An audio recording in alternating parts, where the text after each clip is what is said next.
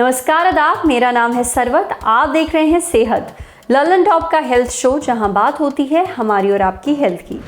पहला सेगमेंट है हालचाल। आज बात करेंगे कोविड से लड़ने वाली वैक्सीन के बारे में, क्या वाकई इसके खतरनाक साइड इफेक्ट्स हैं। दूसरा सेगमेंट है तन की बात, नाखून काटते समय आपको दर्द क्यों नहीं होता।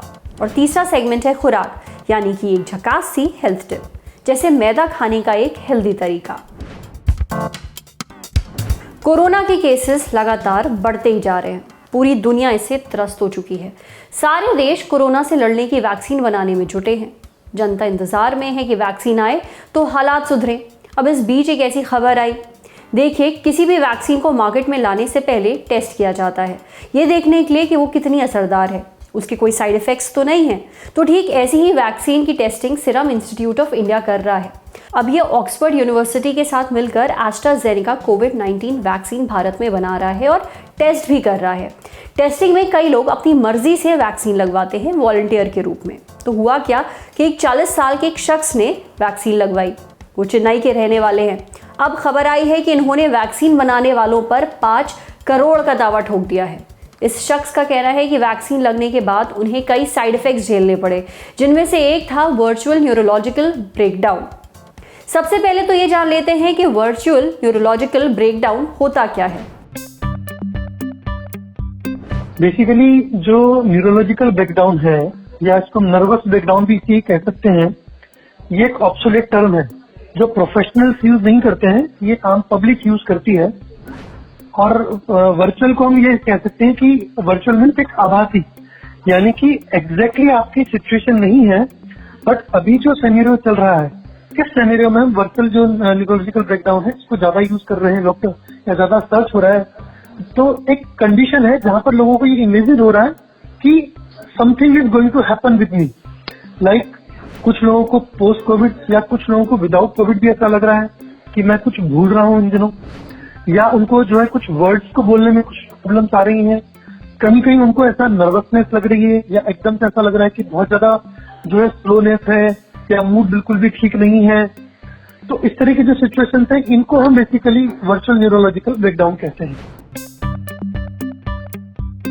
सबसे पहली चीज, बिकॉज ये नेगेटिविटी को शो करता है, तो कहीं ना कहीं ये डिप्रेशन को बढ़ाता है, ये एंजाइटी को बढ़ाता है, ये सोशल फोबिया को बढ़ाता है, ये हमें प्रोफेशनल जो है वो इनसफिशिएंसी को आगे लाता है, या प्रोफेशनल जो है उनमें दिक्कतें पैदा करता है, काम में आपसे दिक्कतें पैदा करता है, या आपकी पर्सनल और सोशल लाइफ को हैम्पर करता है। तो दोस्तों, ये घबराने वाली कोई चीज नहीं है। थोड़ा सा वर्चुअल इसको इसलिए कहते हैं क्योंकि आभास ये रियलिस्टिक नहीं है। प्लस नर्वस ब्रेकडाउन या न्यूरोलॉजिकल ब्रेकडाउन जो है ये ऑब्सोलेट टर्म है। हम कह सकते हैं कि एक शुरुआती लक्षण है, ये डिप्रेशन भी हो सकता है, ये एंजाइटी भी हो सकती है। वर्चुअल न्यूरोलॉजिकल ब्रेकडाउन क्या होता है, ये आपने मोटा माटी समझ लिया। अब आते हैं उस वैक्सीन पर जिस पर यह दावा ठोका गया है, एस्ट्राजेनेका कोविड-19 वैक्सीन। पूरा देश इस वक्त इस वैक्सीन की राह देख रहा है। ऐसे में इस तरह की खबरें लोगों के मन में सवाल पैदा कर रही हैं। क्या ये वैक्सीन लगवाना सेफ होगा? ये सब पता करते हैं एक्सपर्ट से, पर उससे पहले ये जान लेते हैं कि यही वैक्सीन इंडिया के लिए इतना ज्यादा जरूरी क्यों है। जो तापमान इस वैक्सीन को स्टेबल रखने के लिए और ट्रांसपोर्ट करने के लिए चाहिए 2 से 8 डिग्री सेल्सियस के बीच में, उस तरीके की फैसिलिटी भारत में पहले से ही मौजूद है। जबकि जो दूसरी वैक्सीन हैं, जैसे फाइजर की वैक्सीन है, उसे रखने के लिए -70 डिग्री सेल्सियस का तापमान, या मॉडर्ना की वैक्सीन जो कि जिसे रखने के लिए -20 डिग्री सेल्सियस का तापमान चाहिए होता है। इस तरीके की फैसिलिटी इंडिया में बहुत कम या नहीं के बराबर है। क्योंकि ये वैक्सीन का जो निर्माण है वो बहुत मात्रा में सीरम इंस्टीट्यूट ऑफ इंडिया में हो रहा है, तो इसकी जो कॉस्ट है, जो पर डोज आपको इसकी जो कॉस्ट देनी पड़ेगी, वो भी दूसरी वैक्सीन के अगर हम कंपेयर करें तो काफी कम है। इस वैक्सीन का जिस पद्धति से निर्माण हो रहा है, उसी पद्धति या टेक्निक जिसे हम कहते हैं एडिनोवायरस टेक्निक, उसी पद्धति से बहुत सालों से वैक्सीन का निर्माण हो रहा है। जो दूसरी वैक्सीन हैं, जो कि अब फाइजर या मॉडर्ना की वैक्सीन हैं, उन वैक्सीन का निर्माण एक नई टेक्नोलॉजी जिसे हम mRNA टेक्नोलॉजी कहते हैं, उससे हो रहा है, जिसके बारे में डेटा बहुत लिमिटेड है। जैसे कि डॉक्टर सौम्या स्वामीनाथन जो कि WHO की चीफ साइंटिस्ट है, उन्होंने बताया कि अब तक किसी भी वैक्सीन का कोई बहुत ही चौंका देने वाला साइड इफेक्ट या बहुत सीरियस एडवर्स इफेक्ट देखने में नहीं आया है। लेकिन उन्होंने ये भी कहा, और ये बात बहुत सही भी है, कि अब तक ये वैक्सीन कुछ हजारों की संख्या में ही दी गई हैं और फॉलो अप डेटा भी करीबन 2-3 महीने का ही है।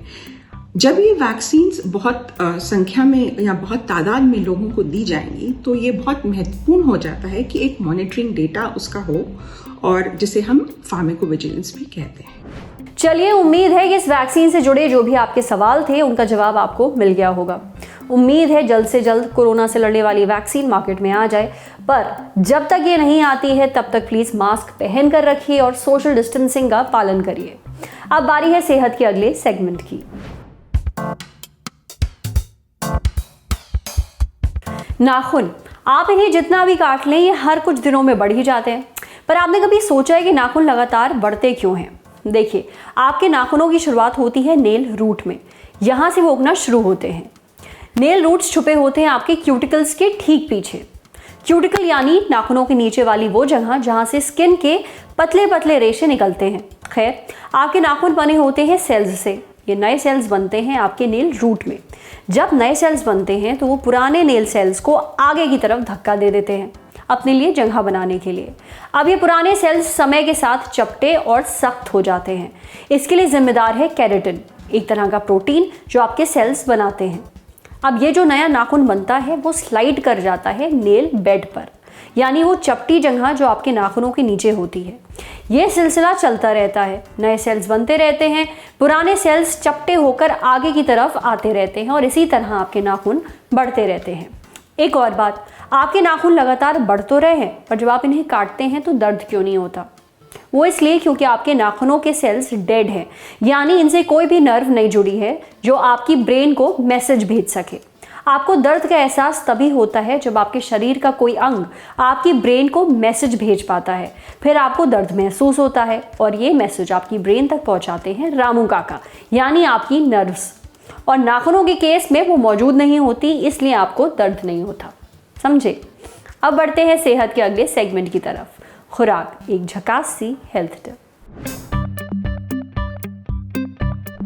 अक्सर जब हमें हेल्दी खाने की सलाह दी जाती है तो मैदा अवॉइड करने को कहा जाता है, पर अगर आप मैदे का इस्तेमाल कर ही रहे हैं तो आप उसे थोड़ा हेल्दी बनाने के लिए एक टिप ट्राई कर सकते हैं। देखिए, मैदे से बनी चीज़ें कितनी अनहेल्दी हैं ये डिपेंड करता है कि उसे बनाया कैसे गया है। जब आप मैदे से बनने वाली चीज़ों को डीप फ्राई कर रहे होते हैं तो आप उसमें और ज़्यादा कैलोरीज जोड़ रहे होते हैं, इसलिए डीप फ्राई करने से बेहतर है आप उसे स्टीम या फिर बॉईल करें। आप एयर फ्राइंग का इस्तेमाल भी कर सकते हैं। तो आज सेहत में इतना ही। अच्छा, अगर आप एक डॉक्टर हैं और हमसे कुछ शेयर करना चाहते हैं तो जो ईमेल आईडी इस वक्त आपको अपनी स्क्रीन पर दिख रही है उस पर हमें एक मेल भेज दीजिए। कैमरे के पीछे हमारे साथ हैं विभव। ये वीडियो फेसबुक पर देख रहे हैं तो हमारे फेसबुक पेज को लाइक करिए, यूट्यूब पर देख रहे हैं तो हमारे चैनल को सब्सक्राइब करिए, बेल आइकन पर ज़रूर क्लिक कर दीजिए ताकि जब भी हम कोई नया वीडियो अपलोड करें तो उसका नोटिफिकेशन आप तक सबसे पहले पहुँचे। एक ज़रूरी बात और, अब ठंड आ गई है। ठंड के मौसम में बहुत बार हड्डियों में दर्द शुरू हो जाता है, जोड़ों में दर्द शुरू हो जाता है, खांसी, जुकाम, फ्लू, ये सारी दिक्कतें रहती हैं। आपके ठंड से जो भी आपको दिक्कतें होती हैं उन सब के जवाब अब आपको मिलेंगे सेहत पे बहुत जल्द। शुक्रिया।